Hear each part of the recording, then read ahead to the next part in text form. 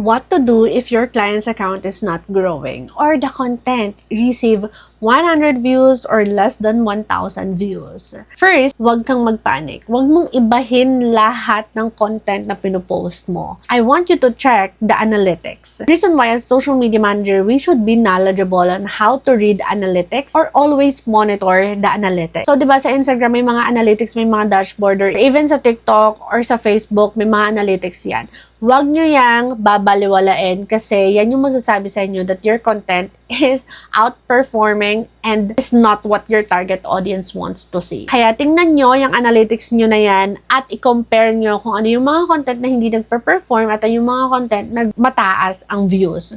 Then, check the pattern. Let's say, yung hindi nagpe-perform well is the carousel.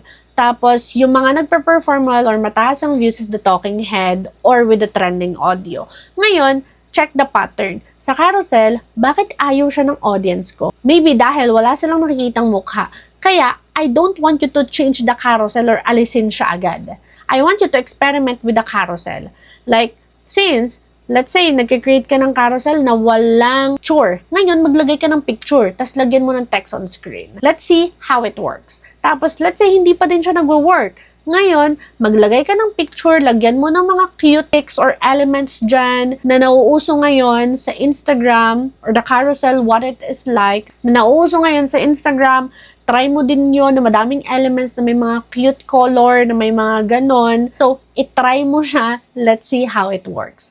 Kapag hindi pa din siya nag-work, mag-try ka pa ng another format. Or, maybe, you need to improve the hook. This is my tip.